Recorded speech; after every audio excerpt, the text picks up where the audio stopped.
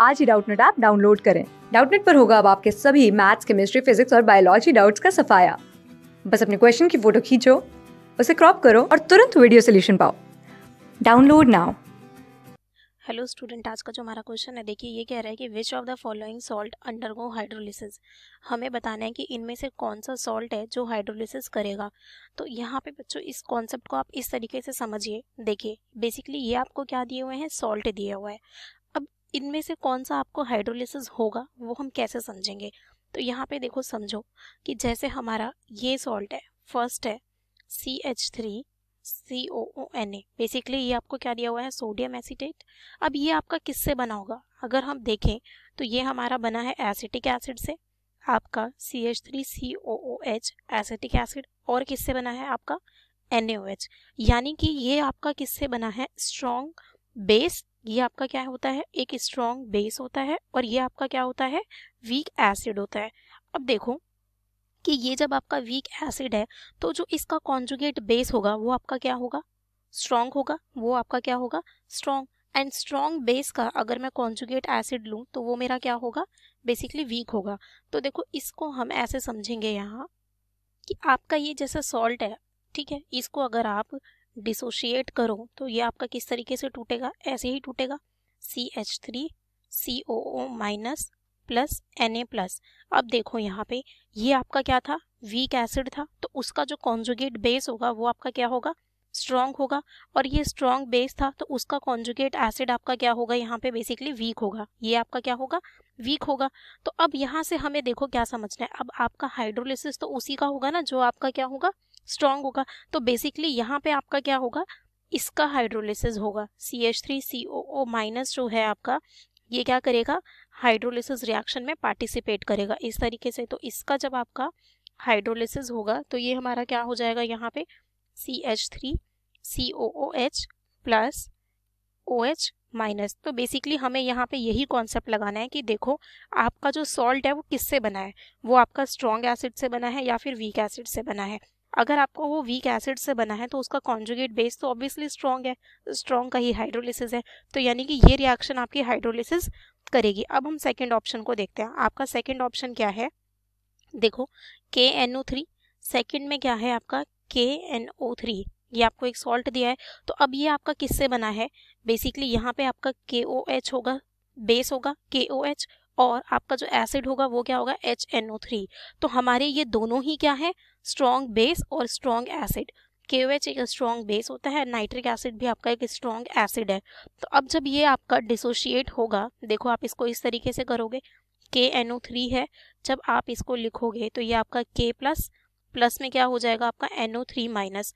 अब यहाँ पे समझो कि आपका ये क्या था, स्ट्रॉन्ग बेस था, तो इसका जो कॉन्जुगेट एसिड होगा वो क्या होगा आपका, वीक होगा।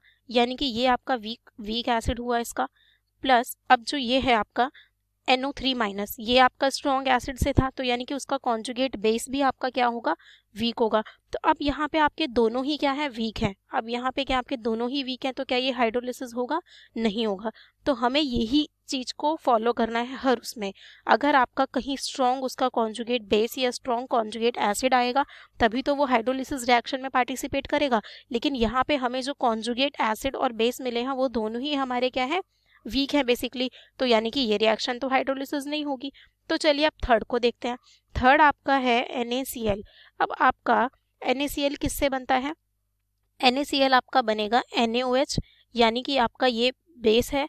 एंड अगर आपका एसिड की बात करें तो वो आपका HCl है। तो यहाँ पे ये आपका एक स्ट्रॉन्ग बेस है और ये आपका क्या है, स्ट्रॉन्ग एसिड है। अब जब आप इस सॉल्ट को डिसोशिएट करोगे, जैसे कि ये आपका NaCl हुआ, अब आप इसको डिसोशिएट करो तो ये आपका Na प्लस प्लस क्या हो गया, Cl माइनस। तो अगर अब आप यहाँ पे देखो तो ये स्ट्रॉन्ग बेस था तो उसका कॉन्जुगेट एसिड आपका वीक हुआ, एंड HCl स्ट्रॉन्ग एसिड था तो उसका जो कॉन्जुगेट बेस है वो आपका क्या हुआ, वीक बेस हुआ। तो यानी कि यहाँ पर भी आपके दोनों ही क्या है, वीक है, तो इसका भी हाइड्रोलिसिस नहीं होगा। हमें कोई एक स्ट्रॉन्ग मिलना चाहिए या फिर आपका दोनों स्ट्रॉन्ग हो। अगर दोनों स्ट्रॉन्ग है तो दोनों हाइड्रोलिसिस करेंगे। अब चलिए फोर्थ पे आते हैं।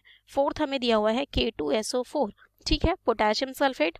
तो ये आपका किससे बना होगा, KOH आपका बेस होगा और सल्फ्यूरिक एसिड आपका क्या है यहाँ पे एसिड है, उसी को मिला के ये आपका सॉल्ट बना है, तो यानी ये आपका एक स्ट्रॉन्ग बेस है और आपका ये एसिड भी स्ट्रॉन्ग है।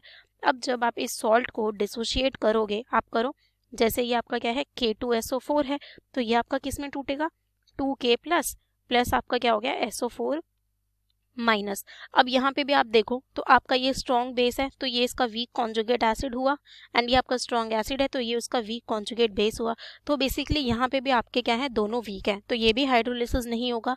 आपका हाइड्रोलिसिस उसी का होगा जहाँ पे आपको स्ट्रॉन्ग कॉन्जुगेट एसिड मिले या फिर आपको स्ट्रॉन्ग कॉन्जुगेट बेस मिले, तभी वो क्या होगा आपका हाइड्रोलिसिस होगा। ठीक है, तो अब यहाँ पे आपका क्या है देखो दोनों में क्या है आपका, इनमें वीक है।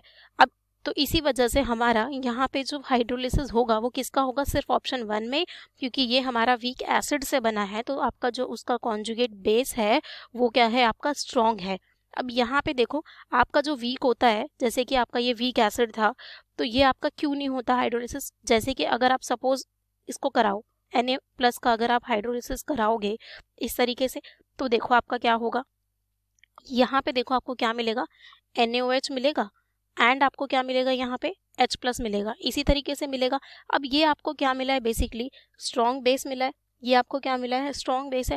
तो अब ये स्ट्रॉन्ग बेस आपका क्या हो जाएगा अगर फिर से डिसोशिएट हो जाए, ठीक है अगेन, तो रिएक्शन आपकी कहाँ जाएगी, फिर से बैकवर्ड जाएगी। अगर ये आपका डिसोशिएट हो जाएगा तो आपकी यानी कि यहाँ अगर ये Na+OH- में होगा, फिर ये H+ है तो वाटर बन जाएगा, तो आपका रिएक्शन कहाँ मूव करता है बैकवर्ड।